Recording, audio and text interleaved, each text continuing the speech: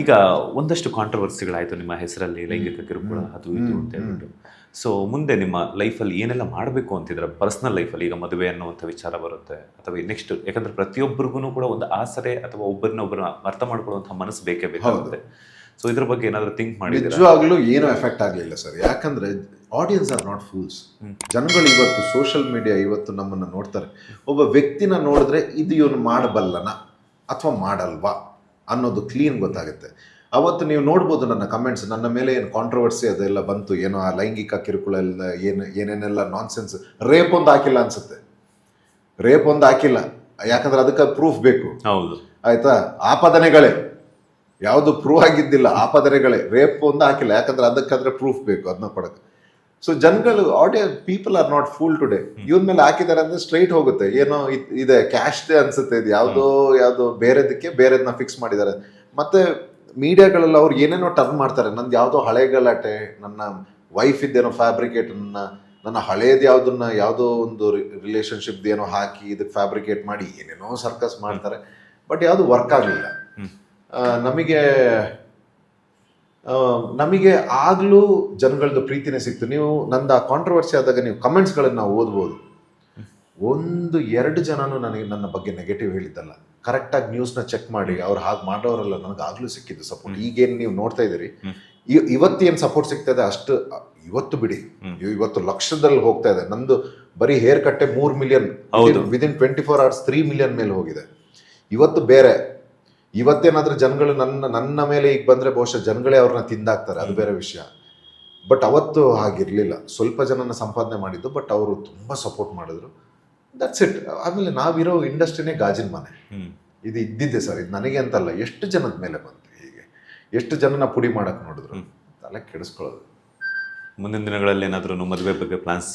ಹೌದು, ಈಗ ನಮಗೆ, ನಾನು ಸ್ವಲ್ಪ ಗೊತ್ತಲ್ಲ ನಿಮಗೆ, ಸ್ವಲ್ಪ ವ್ಯಾಘ್ರ, ಸ್ವಲ್ಪ ಹೆಂಗ್ ಅನ್ಕೊಂತೀರ ನಿಮ್ಗೆ?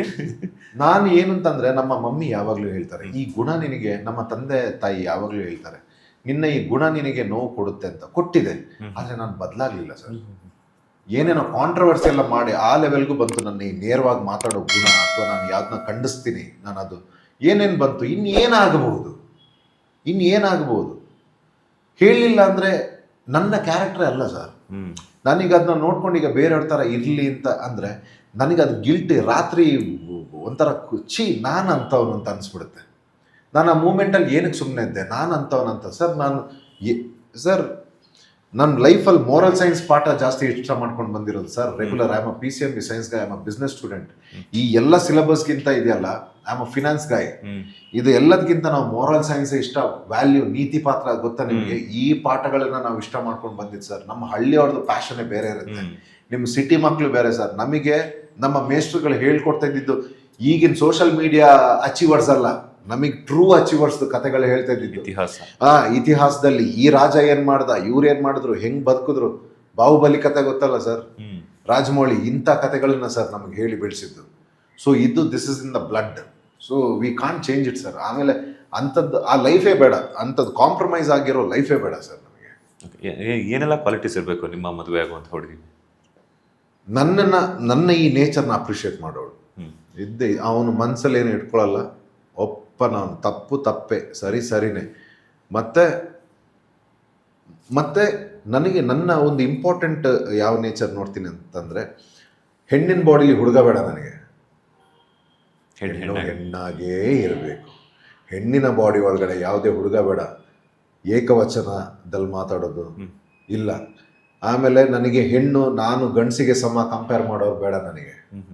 ಹೆಣ್ಣಿಗೆ ಅವ್ರದ್ದಾದ ಗೌರವ ಇದೆ, ಅವ್ರ ಸ್ಥಾನ ಎಲ್ಲೋ ಇದೆ.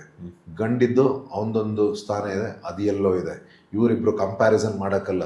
ಇವರ ಸೃಷ್ಟಿನೇ ಬೇರೆ, ಇವರ ಸೃಷ್ಟಿನೇ ಬೇರೆ. ಸೊ ಇದು ಕಂಪ್ಯಾರಿಸನ್ಗಲ್ಲ, ಇವರ ವ್ಯಾಲ್ಯೂನೇ ಬೇರೆ ಇದೆ. ಅವರು ನಮ್ಮನ್ನ ಸೃಷ್ಟಿ ಮಾಡಿರೋರು, ಅವ್ರದ್ದು ವ್ಯಾಲ್ಯೂ ಒಂದು ಸ್ಟೆಪ್ ಜಾಸ್ತಿನೇ ಇದೆ ಮೇಲೆ ನಮ್ದು. ಸೊ ಅವ್ರ ಕಂಪ್ಯಾರಿಸನ್ಗೆ ಬರಬಾರ್ದು ಒಂದು. ಮತ್ತೆ ಯಾರ್ಯಾರನ್ನ ಹೇಗೆ ಗೌರವಾನ್ವಿತವಾಗಿ ನಡೆಸ್ಕೊಳ್ಬೇಕು, ಮತ್ತೆ ಸಂಬಂಧಗಳಿಗೆ ಬೆಲೆ ಕೊಡೋರು. ಆಮೇಲೆ ಈಗ ನನ್ನ ಬಾಳ ಸಂಗಾತಿ ಅಂತ ಬಂದಾಗ ಎಲ್ಲ ದಿನ ಒಂದೇ ಥರ ಇರಲ್ಲ. ಹೌದು. ಆದರೆ ಚೆನ್ನಾಗಿದ್ದ ದಿವಸದಲ್ಲಿ ಹೇಗೆ ಪ್ರೀತಿ ಮಾಡಿದ್ದಾರೆ, ಬಿದ್ದಂಥ ದಿವಸದಲ್ಲಿ ಅದಕ್ಕಿಂತ 4ರಷ್ಟು ಪ್ರೀತಿ ಮಾಡೋ ಅಂತ ಹೊಳ್ಬೇಕು. That's it. ಲೇಟೆಸ್ಟ್ ಹಾಗೂ ಇಂಟ್ರೆಸ್ಟಿಂಗ್ ಸುದ್ದಿಗಳಿಗಾಗಿ ಬಾಸ್ ಟಿವಿ ಕನ್ನಡ ಚಾನೆಲ್ನ ಸಬ್ಸ್ಕ್ರೈಬ್ ಮಾಡಿ. ಹಾಗೆಯೇ ಬೆಲ್ ಐಕಾನ್ ಪ್ರೆಸ್ ಮಾಡಿ. ಇದರ ಜೊತೆಗೆ ಫೇಸ್ಬುಕ್, ಇನ್ಸ್ಟಾಗ್ರಾಮ್, ಎಕ್ಸ್ನಲ್ಲೂ ಮಿಸ್ ಮಾಡದೆ ಫಾಲೋ ಮಾಡಿ.